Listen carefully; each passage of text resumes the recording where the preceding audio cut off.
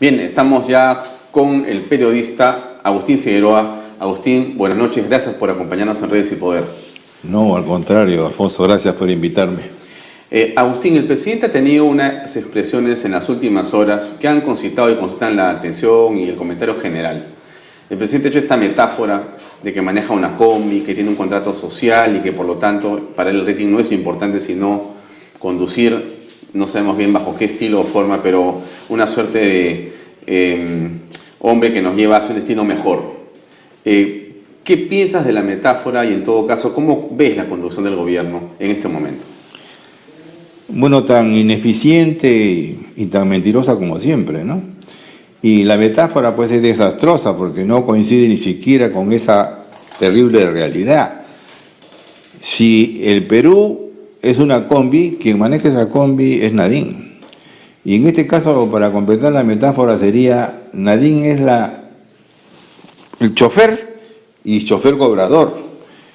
Y Humala está detrás de ella como un copiloto que no maneja nada, ¿no es cierto? La realidad es que este país lo ha manejado con el consentimiento de todos los peruanos, de los ciudadanos, de los periodistas, de las instituciones como el Congreso, la Defensoría. Ha sido usurpado el poder del presidente por su mujer. Entonces, todos somos responsables de esto. Humala es el culpable, porque es el presidente a quien lo elegimos y le dimos el poder para que gobierne. Pero todos somos responsables, aún aquellos que como yo hace 4 años que lo denunciamos, ¿no es cierto? Hemos permitido esto. Pero Agustín, no hay pruebas aparentemente de esa usurpación a la que te estás refiriendo en tu comentario.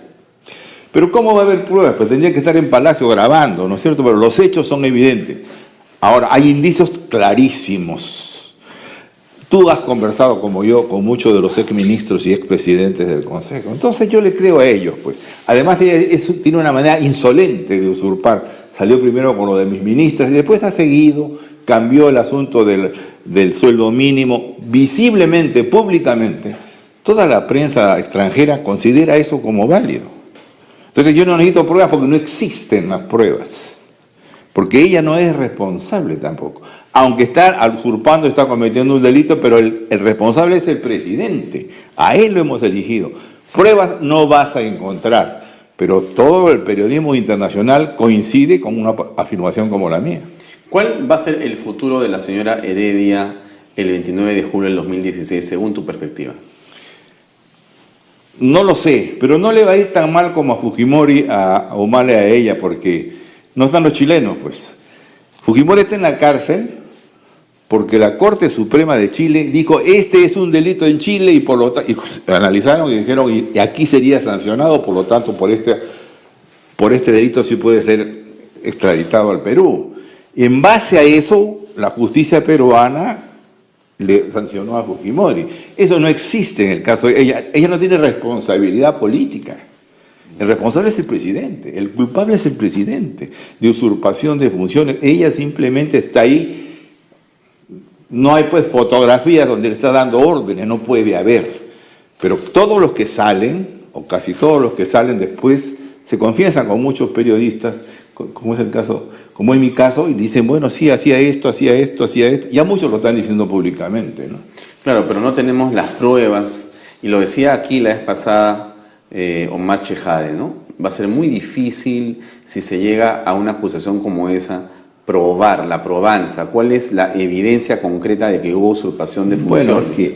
Bueno, testimonio de un ministro que se va él mismo a autoinculpar, diciendo que efectivamente él participó de esa usurpación, porque no es solo ella, él aceptó. Y sin tú duda. te imaginas a uno de los presidentes del Consejo de Ministros diciendo efectivamente, sí, pues yo he sido alguien que usurpó el poder en contra del Estado peruano y del presidente de la República. Porque tenemos unos ministros que no tienen pues una actitud seria como ciudadanos ni como gobernantes. El hecho de que se salve es una desgracia. Evidentemente pues no va a haber prueba, pero es un criterio jurídico. Yo mismo te estoy diciendo que va a ser muy difícil que se le juzgue, porque no hay pues una justicia chilena que nos pone el marco. Tenemos que serlo aquí, nuestra débil justicia, nuestro débil sistema judicial, el que tendría que sancionarla. Es mucho más fácil sancionarlo a él, que no es fácil, que sancionarla a ella. Pero tenemos conciencia de que este país se lo hemos entregado a un hombre que no tiene la suficiente firmeza como para poder gobernar él, no es una desgracia. Y todo lo que sigue, sale y dice, contribuye a pensar mal de él, ¿no? Es una desgracia. Yo tengo mucho contacto con alguna gente de la prensa extranjera que sigue esto hace mucho tiempo y todos me dicen, ¿cómo han permitido ustedes esto? Bueno, hemos permitido tantas dictaduras que este es una pálida dictablanda, ¿no? Ahora, ella ha señalado, la señora Heredia, hace unos días, que esta propuesta para que sea Milton von Hesse el candidato del oficialismo, del nacionalismo, va a ser importante porque él va a poder poner en evidencia y defender el legado del presidente Humala. ¿A qué legado crees que se refiere la señora Heredia o cuál es el legado que el presidente ha dejado cuando tú miras lo bueno y lo malo de su gobierno? ¿Qué encuentras en la parte positiva? Yo encuentro, por ejemplo, que en la educación se ha avanzado por un buen ministro. Encuentro otra cosa importante, que no se le ha dado más dinero y que es muy importante, que es cierre exportadora. Esas dos cosas para mí han sido bien manejadas, ¿no es cierto? Y hay en el Estado muchos funcionarios eficientes que no tienen nada que ver con el gobierno. Hay muchos funcionarios eficientes, a ellos jamás los hemos criticado. Hemos criticado el mal comando de este hombre, que comenzó ofreciendo una cosa y haciendo otra, aunque lo otro que hizo tiene el beneplácito de muchos peruanos, pero en realidad llegó engañando y gobernó engañando, ¿no? Fíjate, nadie en la historia del Perú ha tenido mejor posición que Ollanta Humala para triunfar. El presupuesto más grande de las últimas, el más grande, punto. Y además ha tenido lo que no ha tenido ningún presidente. Durante 2 años ha tenido más del 60% de aprobación. Eso es un milagro. 2 años que me ha estado en 45, 50. La mitad de su gobierno ha tenido un apoyo popular increíble. Pudo hacer las grandes reformas que el Perú necesitaba. Sin duda. Tenía reforma política, reforma de la seguridad social, reforma en la salud, reforma en el trabajo. Pudo hacer todas las reformas que Perú necesita con urgencia, que nos hacen tanto daño como país, nos hacen que seamos más ineficientes y menos inclusivos. Sí. Como decían antes los viejos congresistas, me adhiero a tus palabras. Esa descripción que has hecho es cierta. Miren el público televidente que nos está escuchando y nos está viendo, lo que se ha perdido, la mayor cantidad de dinero y el mayor apoyo popular. Y pudo convocar a muchísima gente capacitada y no lo hizo. Tú lo acabas de desnudar con ese resumen tan severo que has hecho y tan riguroso, ¿no? Ahora, esta situación que viene por delante, ¿no? Estamos, hace unas horas, los partidos políticos se juntaron todos, o los principales, y hicieron una, digamos, declaración en el sentido de pedir al presidente de la República que de una vez por todas, en la primera fecha posible, es decir, el 12 de noviembre, convoque a elecciones como corresponde, ¿no es cierto? Y que, bueno, estas se puedan, digamos, llevar a cabo dentro de un clima de equidad y de, digamos, corrección para todos por igual, ¿no es cierto? No ha dicho nada todavía el presidente con respecto a eso. ¿Qué crees que va a ocurrir? Bueno, es impredecible, ¿no? Pero va a tener que convocar. Evidentemente no creo que tenga un criterio golpista. Aunque ¿esperará hasta la última fecha, que es el día 12 de diciembre? Probablemente trate de ganar tiempo en ese sentido para que no comience la campaña, ¿no es cierto? Es probable, no lo sé. Pero aquí tenemos que plantear las cosas porque por lo menos yo no puedo engañar, después de tantos años que tengo comunicando, no puedo dejar la idea de que en el Perú las cosas son normales. Los que estaban firmando eso que se va a convertir en una payasada, por desgracia, no son partidos políticos, no tienen organización nacional, no tienen un ideario, no tienen ideología, como mencionabas tú al comenzar el programa, no tienen cuadros, no tienen personeros, los personeros son alquilados, los vientres son de alquiler, las elecciones no se realizan, o sea, esto es una farsa electoral, pero por supuesto, así todo es mejor tener elecciones que no tenerlas. Pero tenemos que decir las cosas claras, ¿no? Juan de la Puente señalaba ayer acá que nos falta pues estructura política. Somos desestructurados porque esto es lo que tú señalas. O sea, es un desorden absoluto porque son movimientos de caudillos y abajo tienes 1 o 2 que los aplauden, pero después no tienes nada. O sea, Nada. es un montón de espacios con membretes y nombres de agrupaciones, pero que no representan ni siquiera a nadie tampoco. Exacto. Por eso es que yo no quiero dar esperanzas al electorado, y cuando yo me dirijo al público, escribo, hablo en la radio, en la televisión, siempre digo, no, cuidado, las elecciones no son la solución del Perú. Es mejor que haya elecciones que no haya. Estamos Eso está clarísimos. Pero estas elecciones no son el comienzo de la solución. ¿Quiénes van a votar? Los mismos que eligieron a los gobernadores, la mayoría de los cuales tienen problemas legales. En los municipios también, en las grandes municipalidades provinciales, los mismos electores van a elegir al nuevo Congreso. Los mismos. Y con el agregado de unos cuantos, que son los que tenían en 17 años y medio, ahora van a tener 18 el 10 de abril. Por lo tanto, no hay mucha esperanza, porque la estructura de la democracia es que la ciudadanía se agrupa en partidos, tiene una orientación determinada y participa en las elecciones. Esas bases no se dan. Y hay otra cosa que es gravísima, hay que decirla con toda claridad. 2/3 de los peruanos no son ciudadanos aunque tienen DNI.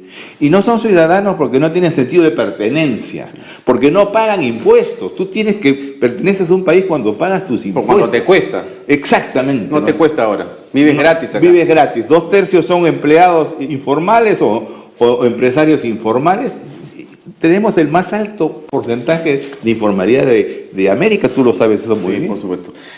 Agustín, ¿cómo ves las candidaturas y lo que está pasando en la actualidad? Tenemos a Keiko, Pedro Pablo Kuczynski, García y más abajo Acuña, que está creciendo según dicen y está robándole el espacio a Toledo. ¿Cómo ves a...? Comencemos por abajo. Acuña está en el margen de error, o sea que las próximas encuestas veremos si Acuña está creciendo. ¿O no? Muy bien. Porque tú tienes 4, tienes 6 y tienes un margen de error de 2.6. Todavía no está definido eso, ¿no es cierto? Todavía no se ve una tendencia. Veremos pues un par de encuestas en cada una de las encuestadoras series que tenemos, que no son muchas. En el caso de PPK... No, ahí tienes García y después está PPK y Keiko. Claro. García no está haciendo todavía una campaña. Yo no lo veo. ¿Lo ves que parado todavía? Todavía no se lanza, ¿no? Digamos que en este momento no podemos precisar eso porque se va a lanzar pasado mañana. Ya, correcto. Entonces ahí veremos la fuerza que le va a poner, ¿no okay, es cierto? Okay. El que ya se lanzó sí es Pedro Pablo. Pedro Pablo sí está en plena campaña, ¿no? ¿Cómo lo ves? Yo lo veo como una opción interesante. ¿El tema de la edad te parece que es un asunto que puede preocupar en su candidatura? Lo han señalado en las últimas horas varios congresistas, ha habido todo un tema. Es un punto frágil, ¿no es cierto? Él tiene una fragilidad supuesta ahí. Un hombre de esa edad puede gobernar, evidentemente, si es sano. Por supuesto. ¿No es cierto? Por supuesto. Los hombres que manejan el mundo muchos están entre los 75 y 80 años, eso no es problema. Pero sí tiene que poner un buen vicepresidente, no porque él se puede morir o se puede enfermar, sino porque es obligación de todo candidato poner a 2 presidentes de calidad y no de relleno como se suelen poner. Entonces depende mucho a quién ponga de primer y segundo vicepresidente y cuál sea su equipo. Todo el mundo espera que PPK tenga un gran equipo, todavía no lo ha mostrado y los jales que ha hecho pues son relativamente... pueden servir o no pueden servir, pero no definen la tónica de una candidatura. Y el asunto de la nacionalidad, ha viajado, dicen, para renunciar, me parece está bien. Yo no estoy en contra de que los peruanos tengan 2 nacionalidades. La inmensa mayoría de mi familia tiene 2 nacionalidades, porque mucha gente tuvo que irse de este país en la época del terrorismo. Pero no puede ser que ese sea el débil, porque ya tenemos una candidata de la izquierda que es... Verónica Mendoza, es con francesa, pasaporte francés. Y hay varios otros candidatos, inclusive de la gente del actual gobierno, que tienen otra nacionalidad. Eso no me parece malo, pero sí, el que quiere postular a la presidencia tiene que tener una sola. Eso es obvio, ¿no es cierto? Eso es correcto, pero no se puede acusar como si fuera un delito que una persona tenga 2 nacionalidades en el Perú. Para comenzar, todos podemos ser españoles sin perder la nacionalidad peruana, y todos deberíamos ser sudamericanos sin perder nuestra propia nacionalidad, ¿no es cierto? El mundo tiene que integrarse. En ese sentido, PPK todavía tiene, así como ahora no sabemos qué va a hacer en su lanzamiento, PPK tiene que definir quiénes lo van a acompañar, y ahí eso le dará fuerza o no, dependiendo de quién pongan. Ahora, ¿qué pasa con Keiko Fujimori? ¿Cómo aprecias lo que está haciendo en su campaña? Bueno, yo sé que tiene 2 años, por lo menos en campaña, se ha movido bien, ha gastado muchísimo dinero, y tiene confirmado su voto duro. Yo creo que ella va a sacar en primera vuelta por lo menos el 40% del Congreso. Y ahora, ¿qué pasa en la segunda vuelta? Es una incógnita que no podemos ni siquiera plantearnos ahora porque no sabemos quién pasa a la segunda vuelta, ¿no es cierto? O si surge un outsider, en este Perú puede suceder, ¿no?